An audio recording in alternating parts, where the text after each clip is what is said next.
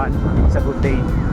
So hanap tayo ng magandang spot ngayon kung saan payapa yung tahimik. So dito na nga pala tayo sa Novan.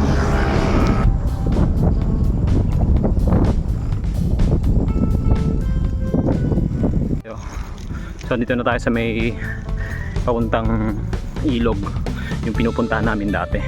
So hindi natin alam kung pwede pang magpapasok doon. So subukan natin makapag nature adventure doon, pero hindi natin alam kung papapasukin tayo.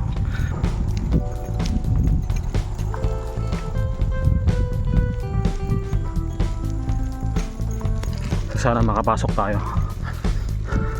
Pakita ko yung spot doon, tsaka aalamin natin kung ganun pa ba talaga yung itsura niya. Kasi maraming dumaan na bagyo. Siguro malaki ang pinagbago nun. Kaya tara, puntahan natin. Tabi-tabi po. So ayan, nandito na tayo.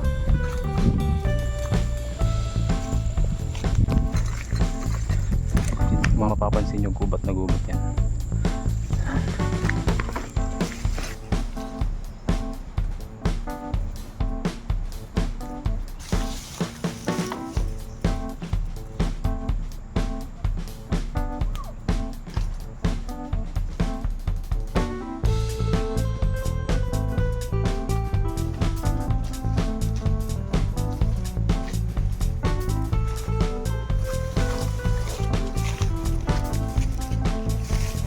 Tatanggalin natin yan, yung nakaharang na yan.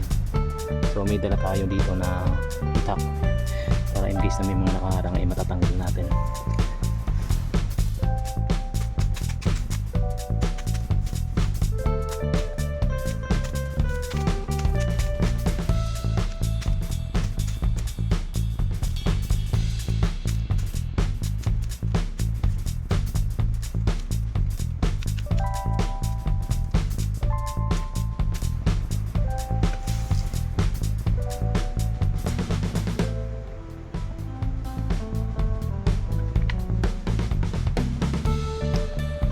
Tanggalan natin yung harang. So diretso na ulit na tayo sa pag-miniature adventure.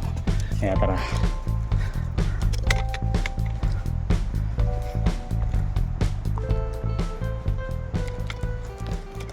Ay, sorry. Tanda ko na si RV.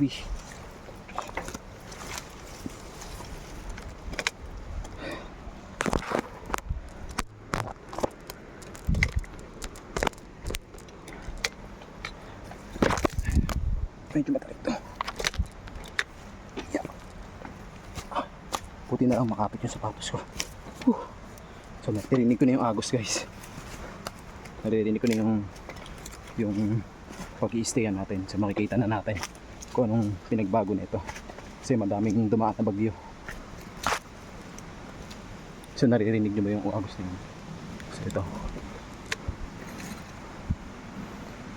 Yan. Tabi-tabi po.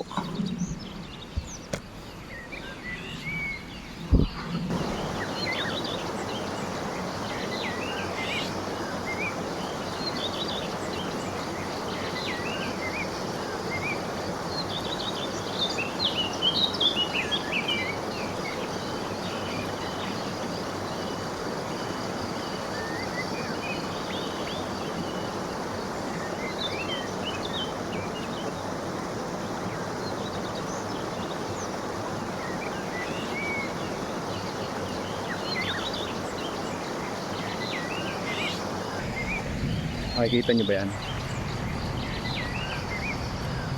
So wala naman siya pinagbago, malabo lang yung tubig niya. So pwede na to, dito na tayo mag-i-stay. So paano, mag-aayos na tayo ng mga pwede natin gawin dito, saka yung mga gagawin natin mga memories and happiness dito. Kaya tara.